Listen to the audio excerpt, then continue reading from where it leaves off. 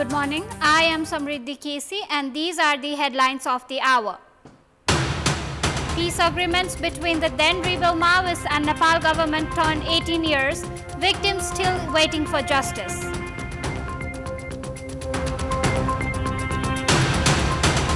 Election Commission to announce final list of candidates for the upcoming by-election. Election symbols to be issued later in the evening. Elon Musk's SpaceX launches its 6th Starship test flight. US President-elect Donald Trump witnesses the launch in person. Trump's attendance signals deepening alliance with Musk. And Argentina qualifies for the 2026 World Cup.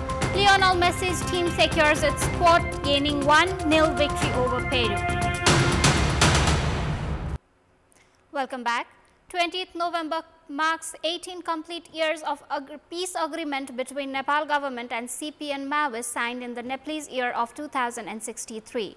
In the meantime, a lot of activities including adjustment of the army, creation of constitution by the Constituent Assembly has been done, restructuring of the state has been completed, but the work related to transitional justice with the peace process has not been completed yet. The amendment has added some enthusiasm, but the long-term confusion has led to the unreduced grief of the victims. All the activities relating to the peace process was said to be completed within 6 months. However, it took 7 years to form Truth and Reconciliation Commission and Commission of Investigation of Enforced Disappeared Persons. The victims are still wandering in the hope of justice. The commission was vacant for the span of 2 years. Those who played a role in bringing the then rebel to the peace process don't seem satisfied with the work done so far. Maoists blame the dishonesty of the parties towards delay in this matter. The justice process is delayed despite of the efforts of National Human Rights Commission.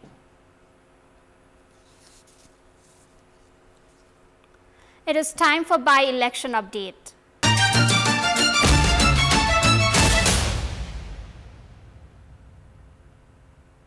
The final list of the candidates for the upcoming by-election of 1st of December is to be published today. The Election Commission has announced that any candidate wishing to withdraw their nomination shall do it up to 1 p.m. in the afternoon. The final list of the candidates is scheduled to publish between 1 p.m. to 3 p.m. The candidates will be issued election symbols from 3 p.m. to 5 p.m. today. Voting will take place from 7 a.m. to 5 p.m. on 1st of December. 410 candidates are contesting for 44 vacant seats. The CPN Maoist Center has claimed that its strong position in the local by-elections. The official meeting held today at Kumaltar Lalitpur at Chair Pushpa Kamal Dahal's residence concluded that the party's presence in the local by-elections will be positive. उपचुनावको देशभरिको रिपोर्टहरु लियो अब अहिलेसम्म चाहिँ सकारात्मकै छ भन्ने छ अब कतिपय ठाउँमा त सुनिश्चित जस्तै छ अब बागमतीको अब दोलाखा देखि अब काठमाडौँसम्मको सबै राम्रो छ भन्ने report भएको छ. The meeting has also formed a working group for the municipality conference and alert meetings. The meeting said that the government's 4-month tenure was not satisfactory and decided to hold vigilance meetings throughout the month from the center to local levels. Foreign currency reserves have reached a record high following the inflow of 144 billion rupees in remittances within a month. The surge in remittance inflows coupled with the decline in foreign trade and has contributed to this unprecedented increase in the reserves.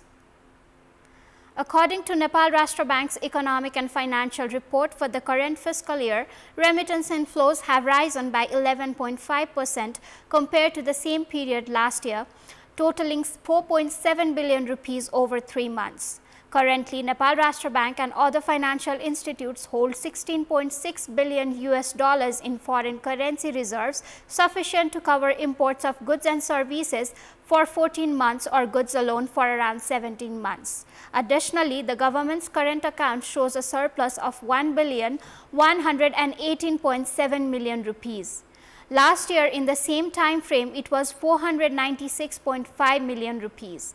Nepal Rashtra Bank had a goal of keeping inflation under 5%, which is only 4.82% up for the first 3 months. Similarly, bank and financial institutions' deposit collection has risen by 2.6%.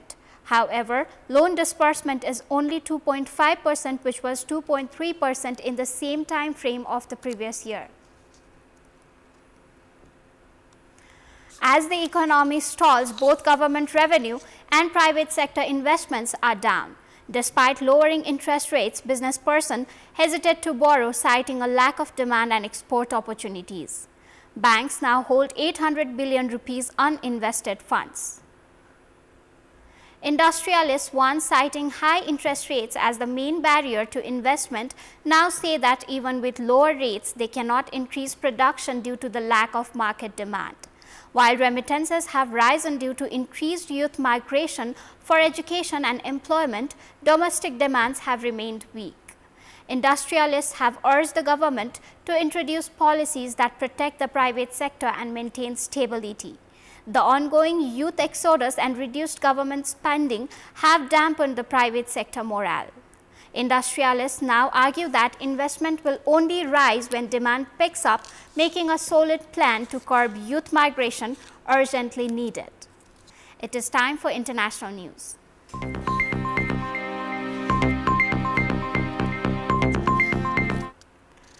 And Elon Musk's SpaceX launched its 6th Starship test flight from the space on Tuesday from Texas, eyeing an array of improvements on the rocket as US President-elect Donald Trump watched in person. The roughly 400-foot tall rocket system, designed to ultimately land astronauts on the moon and ferry crews to Mars, lifted off at 4 p.m. from SpaceX's sprawling rocket development site in Boca Chica, Texas. The first stage, called Super Heavy, unexpectedly made a controlled splashdown in the Gulf of Mexico instead of attempting to return to its launch pad, indicating something went wrong. Starship in space traveled around the Earth before a daytime splashdown in the Indian Ocean. Starship last month demonstrated the novel catch landing method for the first time, achieving a key milestone in its reusable design. Tuesday's catch landing was expected to be faster, harder.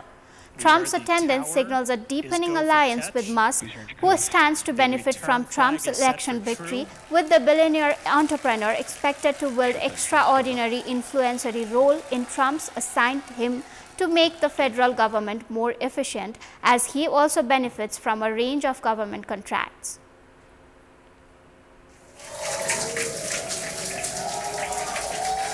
And what an incredible view of splash. Daylight news. Israeli Prime Minister Benjamin Netanyahu said during a visit to Gaza on Tuesday that Hamas would not rule the Palestinian enclave post-war and that Israel had destroyed the Islamist groups of military capabilities. Netanyahu also said that Israel had not given up trying to locate the 101 remaining hostages believed to be still in the enclave, and he offered a $5 million reward for the return of each one. Netanyahu said that anyone who dares to harm their hostages will have blood on their head. They are trying their best to bring their hostages back safely. The comments were made in a video recording by Netanyahu during his visit to China with Israel's defense minister and the head of his army, where he also received a briefing on operational activities.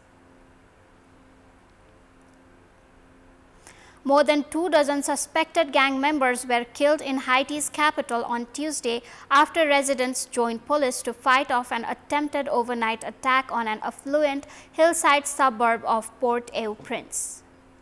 The suburb of Pétionville was closed off on Tuesday as residents barricaded streets and asked those not from the area to stay home, as they mobilized, some with machetes and hammers in the hand, to protect the district from another gang invasion. National Police Deputy spokesperson Lionel Lazare told some 30 people he described as gang members have been fatally wounded throughout the day. Thousands have been killed in the gang conflict and more than 700,000 internally displaced, aggravating already dire food insecurity that has seen some 6,000 plunged into famine-level hunger. At the United Nations in New York on Tuesday, Ukraine's UN ambassador read a statement from his country and 42 others and the European Union what they called Russia's unprovoked and unjustified full-scale invasion of Ukrainian territory and demanding immediate withdrawal. The statement came as Ukraine marked 1,000 days of the war with a fifth of its territory in Russian hands and doubts about the future of Western support as President-elect Donald Trump heads back to the White House. Biden gave approval this week for Ukraine to use ATACMS, the longest-range missiles Washington has supplied for such attacks inside Russia. Russian Foreign Minister Sergei Lavrov said that the use of ATACMS was a clear signal the West wanted to escalate the conflict. Military experts say using the US missiles can help Ukraine defend a pocket of captured Russian territory in the Kursk region as a bargaining chip, but was not likely to have a decisive impact on the 33-month-old war, in a part as the move far comes too late. And Japanese Prime Minister Shigeru Ishiba said at a press conference following the conclusion of G20 meeting in Rio de Janeiro that he would like to come to an understanding and build a relationship with US President-elect Donald Trump rather than confronting him.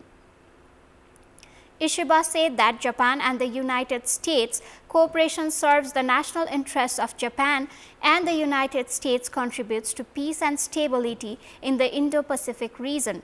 Ishiba also announced that he met with the British Prime Minister Keir Starmer and the Italian Prime Minister Giorgia Meloni to discuss a potential broadening of the GCAP jet fighter project to other countries.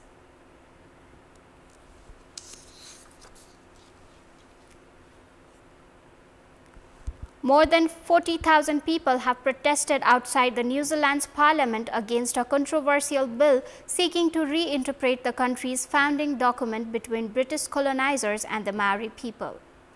Tuesday's demonstration marked the end of a 9-day haka, or a peaceful protest that made its way throughout the country. The Treaty Principles Bill argues that New Zealand should reinterpret and legally define the principles of 1840 Treaty of Waitangi, a document seen as fundamental to the country's race relations. Many critics see it as an attempt to take rights away from Maori people. Supporters of the change say that the treaty no longer reflects the multicultural society. Tuesday's march brought together activists and opponents of the bill. The hakoi sold to one of the biggest in country's history, with many participants draped in colors of the Maori flag as they marched through the capital, Wellington. The bill is not likely to pass into law, but the conversations and the division are set to continue. It will be another 6 months until the second reading. It was introduced by a junior member of the governing coalition, the ACT political party. Prime Minister Christopher Luxon has also said that it would not pass into law despite him being the part of same coalition as ACT. New Zealand's parliament was brought to a temporary halt last week by MPs performing a haka, or a traditional dance, in opposition to the bill. Footage of the incident went viral. That is all for the moment. Thanks for watching. Bye for now.